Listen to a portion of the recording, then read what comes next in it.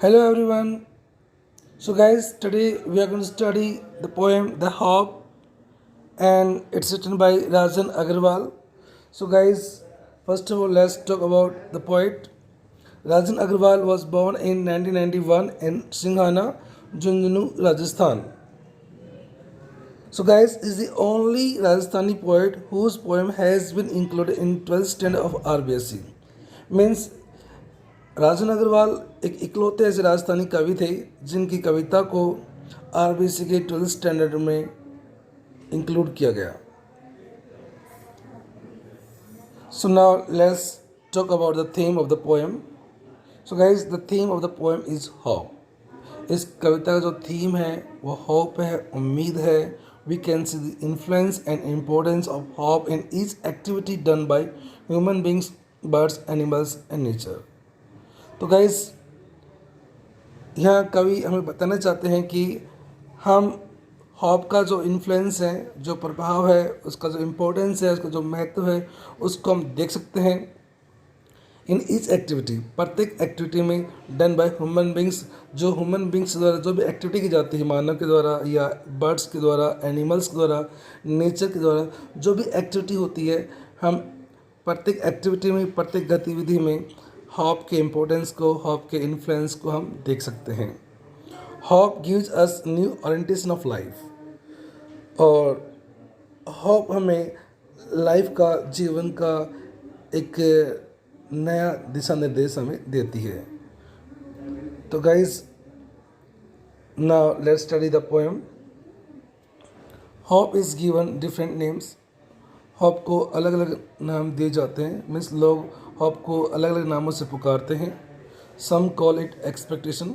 कुछ लोग इसे एक्सपेक्टेशन कहते हैं, मीन्स उम्मीद कहते हैं. Others term it future relevance. Relevance it means future relevance, it means भविष्य की प्रासंगिक. Relevance means importance. Term means give name. तो कुछ लोग इसे भविष्य की प्रासंगिक मानते हैं, मीन्स भविष्य के लिए इसका इम्पोर्टेंस मानते हैं.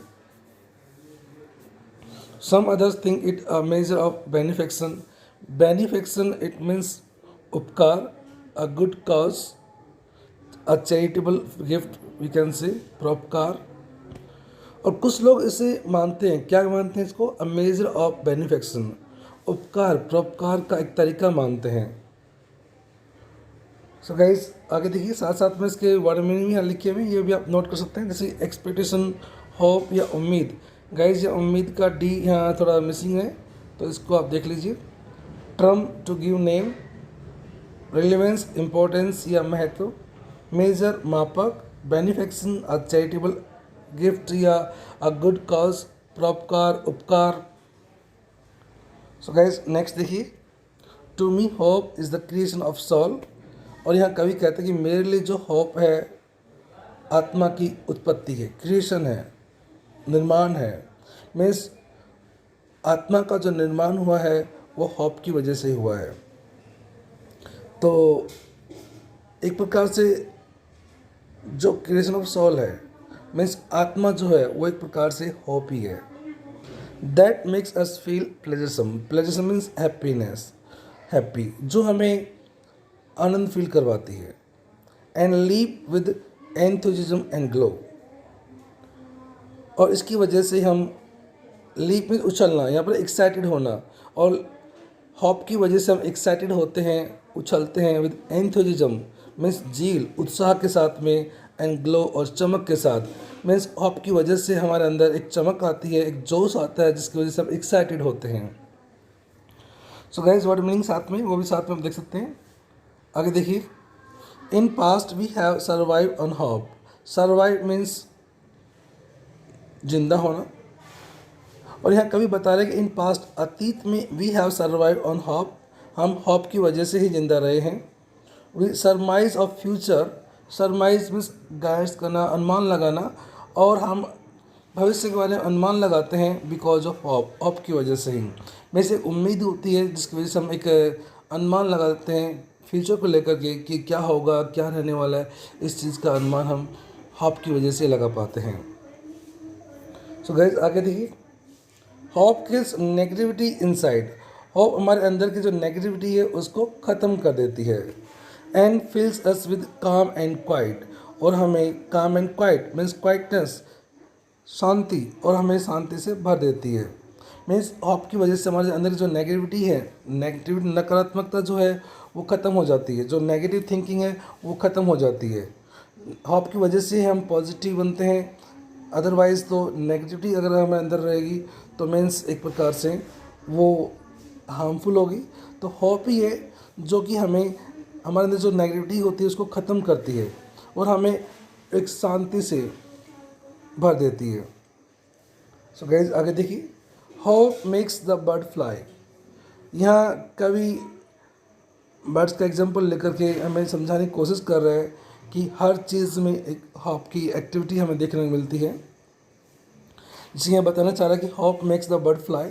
होप ही है जिसकी वजह से पक्षी जो होता है फ्लाई करता, उड़ता है इन सर्च ऑफ फूड, भोजन की तलाश में, for young ones. Young ones means babies of bird, अपने बच्चों की तलाश, बच्चों के लिए भोजन की तलाश में पक्षी उड़ता है।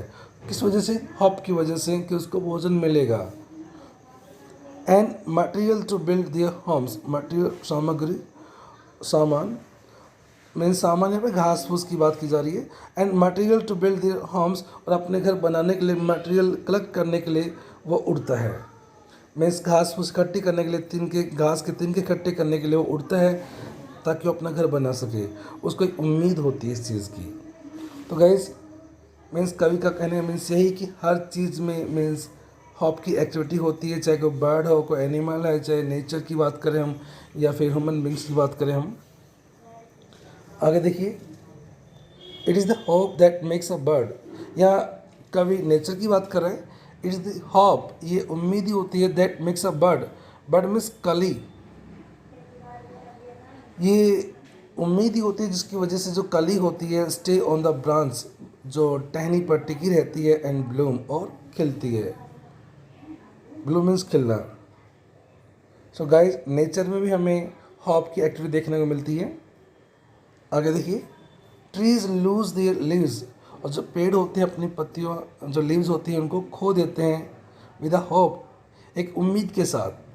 क्या उम्मीद होती है उनको? दैट वन डे, कि एक दिन, it will be laden, laden means loaded, कि वो लद जाएगा, विद ग्रीन ह्यूज, मीन्स जो ग्रीन ह्यूज है मीन्स हरी पत्तियां हैं उनसे लद जाएगा।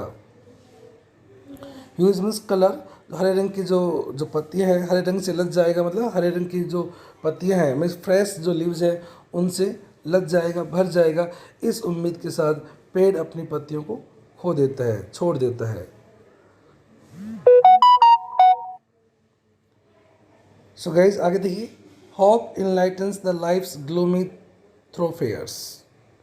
इनलाइटन्स इट मीन्स रोशन करना। Excuse me guys,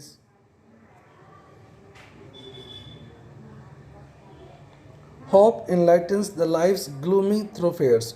थ्रोफेयर्स it means रास्ते, glow means dark, gloomy dark means gloomy thoroughfares, it means अंधकार से भरे हुए रास्ते। होप इनलाइटन्स, तो कवि यहाँ बताना चाह रहा है कि उम्मीद ही है जो रोशन कर देती है द लाइफ्स ग्लूमी थ्रोफेयर्स, जो लाइफ के हमारे जीवन के जो अंधकार में जो रास्ते हैं उनको रोशन करती है, वो होप ही होती है। होप की वजह से हमारे जो ग्लूमी थ्रोफेयर्स हैं, जो अंधकार में जो रास्ते हैं उनको उजाला मिलता है। मीन्स इंसान होप की वजह से ज़िंदा रहता है। लाइफ में दुख भी आते हैं, कष्ट भी आते हैं, लेकिन एक होप होती है जो ह्यूमन बीइंग को आगे लेके जाती है। आगे देखिए guys, and makes us feel the freshness and warmth of the days ahead. और हमें होप ही होती है जो हमें फील करवाती है क्या? फ्रेशनेस, ताजगी फील करवाती है, एंड वार्मथ मीन्स जो उत्साह फील करवाती है, ऑफ द डेज अहेड, आने वाले दिनों के की जो जोश, उत्साह, जो ताजगी होती है वो हम फील करवाती है। मीन्स हम आने वाले दिनों के बारे में सोच करके फ्रेशनेस फील करते हैं, वार्म फील करते हैं, वो केवल होप की वजह से ही होता है। हमें उम्मीद होती है कि आगे कुछ अच्छा होने वाला है। जैसे गाइस इस थोड़ा सा एग्जांपल लेते हैं।